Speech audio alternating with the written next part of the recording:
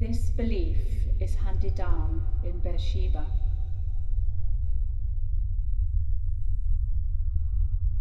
That suspended in the heavens, there exists another Beersheba, where the city's most elevated sentiments and virtues are poised,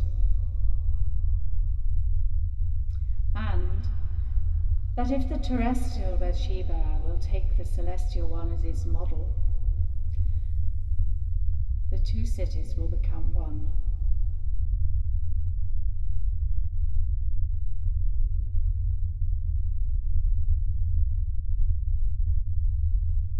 The image propagated by tradition is that a city of pure gold, with silver locks and diamond gates, a jewel city, all inset and inlaid,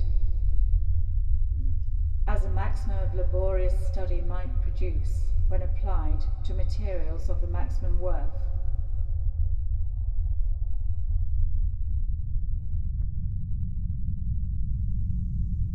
True to this belief, Beersheba's inhabitants honour everything that suggests to them the celestial city.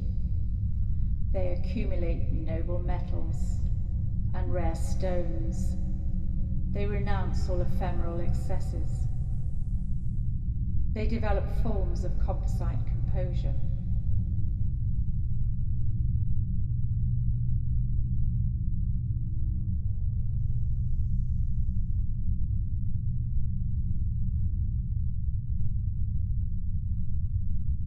They also believe, these inhabitants, that another Beersheba exists underground, the receptacle of everything base and unworthy that happens to them.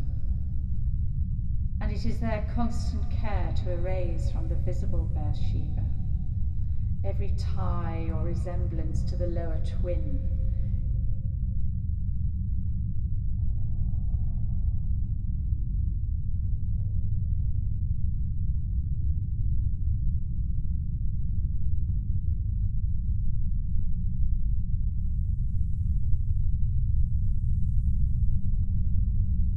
In the place of roofs, they imagine that the underground city has overturned rubbish bins with cheese rinds, greasy paper, fish scales, dishwater, uneaten spaghetti, old bandages spilling from them.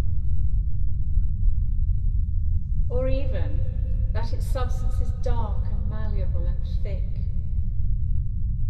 like the pitch that pours down from the sewers, prolonging the route of the human bowels from black hole to black hole, until it splatters across the lower subterranean floor, and from the lazy encircled bubbles below, layer upon layer, a fecal city rises with twisted spires.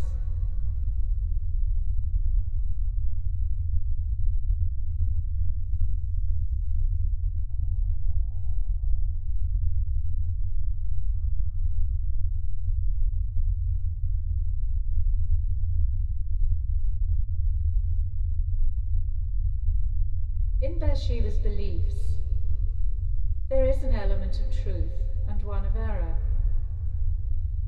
It is true that the city is accompanied by two projections of itself, one celestial and one infernal. But the citizens are mistaken about their consistency.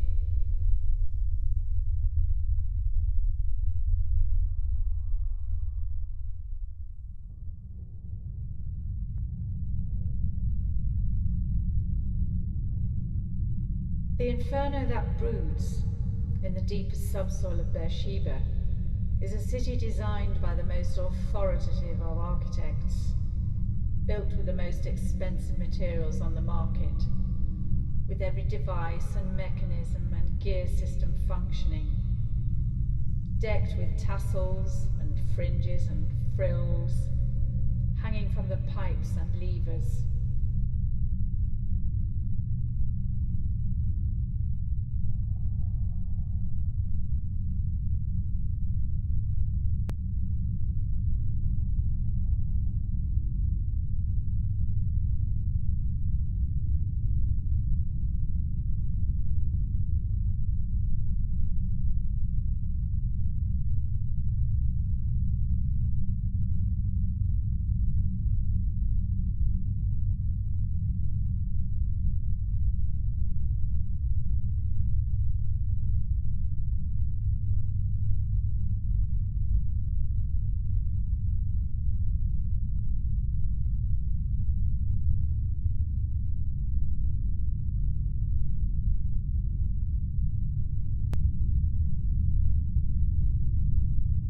Intent on piling up its carrots of perfection, Beersheba takes for virtue what is now a grim mania to fill the empty vessel of itself.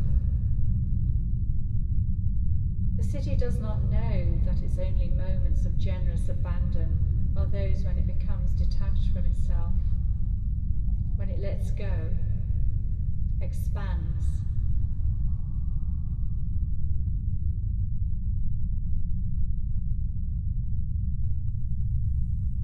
Still at the zenith of Beersheba, there gravitates a celestial body that shines with all the city's riches, enclosed in a treasury of cast-off things.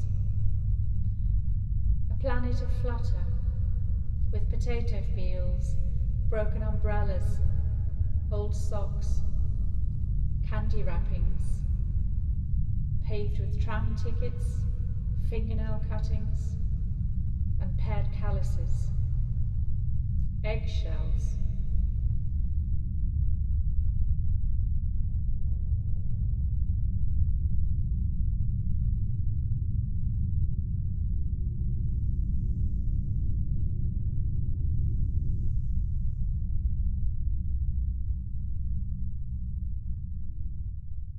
This is a celestial city, and in its heavens long-tailed comets fly past, released to rotate in space from the only free and happy action of the citizens of Beersheba, a city which only when it shits is not miserly, calculating, greedy.